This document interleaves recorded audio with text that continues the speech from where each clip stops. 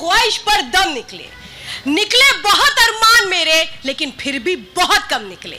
नमस्कार, आपके साथ मैं हूं Shweta Tripathi, Indian political league लेकर के सीधे उस जगह से जहां की मिठास हर किसी की जुबान पर उस पेठे के जरिए होती है जिसको हर कोई अपने घर यहां से ले जाता है, यादगार बनाता है। लेकिन ये जो मिठास है राजनीतिक तौर पर इस बार किसके मुंह लगने वाली है, ये यहाँ की जनता से हम समझेंगे।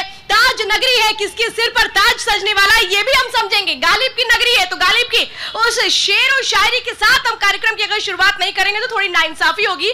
मैं कहूंगी अग्रणी जी जरा सुना दीजिए वो कौन सा शेर आप सुनाने जा रहे हैं ताज नगरी से। देखिए श्वेता जी, ये सूर, नजीर, गालिब और मीर का शहर है, तो सियासत में भी हर एक शख्स का ईमान होना चाहिए। सबसे पहले वो मगर इंसान होना चाहिए, और हों जहां शिव की अजाने और खुदा की आरती, वो इबादतगाह हिंदुस्तान होना चाहिए। वाह, शानदार, तालियां भाई, तालियां हो जाएं। आप ये समझिए यही वो बातें हैं, गंगा जमुनी तहजीब है ये। यहाँ पर कैसे एक वो सांप्रदायिक सौहार्द की मिसाल देखने को मिलती है।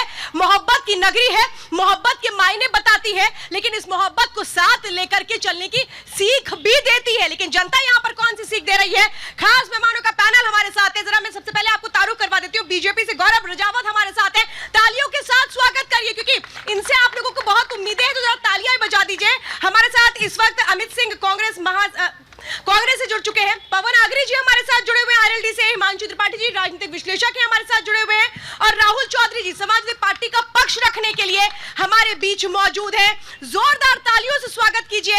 ये वो ताज नगरी है जिसका उत्साह कम नहीं होता, क्योंकि कहते हैं ना जहां मोहब्बत होती है वहां दिल मिलते हैं, और जब दिल मिलते हैं तो फिर सात राहें चलती हैं। वो दिल मिल रहे हैं, लेकिन यहाँ पे हाथ मिलाने के लिए जरा तालियां बजा दीजिए, क्योंकि जब दो हाथ मिलते हैं तो फिर तालियां बजती हैं। एक बार फिर से तालियों गड़गड़ाहट के साथ हम शुरुआत करेंगे, लेकिन सबसे पहले मैं वो ग्राफिक्स दिखाती हूँ आपको जो आगरा के राजनीतिक इतिहास को बयां करते हैं।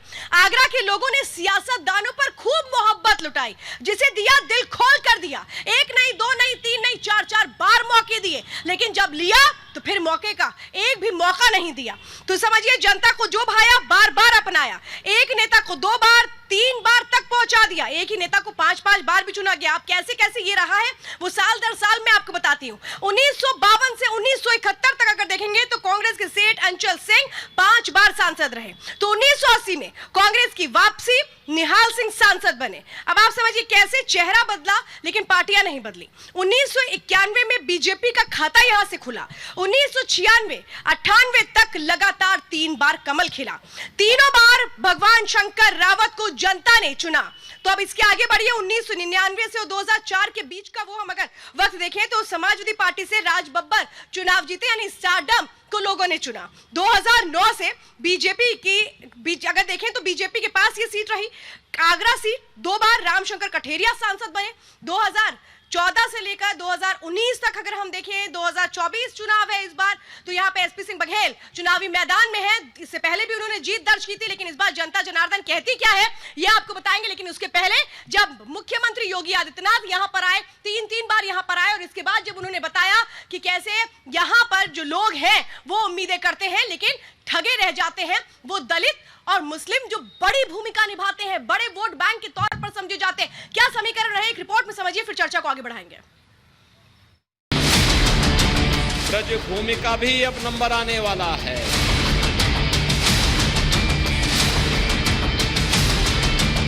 दो 2024 के चुनावी चक्रव्यूह में हर दल अपनी अपनी गोटियां बिछाने में लगा है। आगरा वो शहर है जो कभी भारत की सत्ता का सेंटर था, यानी मुगलों की राजधानी। जूता और पेठा बनाकर पहचान बनाने वाली ये नगरी दुनिया में ताज नगरी के नाम से मशहूर है। आगरा में 1952 में पहली बार लोकसभा चुनाव हुए, जिनमें कुल 7 बार कांग्रेस और 6 बार बीजेपी को जीत मिली। इस सीट पर समाजवादी पार्टी 2 बार जीती है, तो जनता पार्टी ने 1 बार जीत हासिल की। लेकिन दलित माहौल इस इलाके में बसपा का खाता भी नहीं खुला।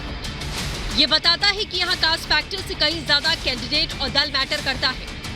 बीजेपी का पिछले 2 लोकसभा चुनाव से आगरा सीट पर दबदबा है, और किसी भी हाल में बीजेपी आगरा को अपने हाथ से जाने नहीं देना चाहती। यही वजह है कि हाल ही में राज्य के मुख्यमंत्री योगी आदित्यनाथ ने 3 बार आगरा का दौरा किया।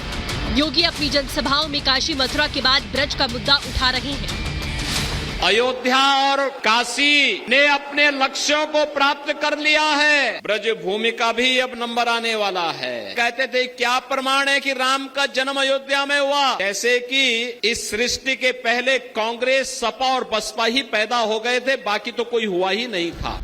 आगरा वैसे तो पर्यटन की वजह से काफी मशहूर है, लेकिन विकास के मुद्दे भी यहाँ पर हमेशा से उठते रहे हैं। विकास की बिसात पर बीजेपी ने जनता के सामने मेट्रो की उस गेम चेंजर तस्वीर को रखा, जो मतदान के दिन हर शहरी मतदाता की आंखों में कौंध रही होगी। अपने विकास के एजेंडे के साथ ही योगी मिशन 80 पर आगे बढ़ रहे हैं। अब विकास के लिए आपको कहीं कोई तरसा ने की हिम्मत नहीं कर पाएगा, क्योंकि अब तो आगरा में भी आपका अपना एयरपोर्ट बन रहा है। आगरा भी गंगा जल का सेवन कर रहा है।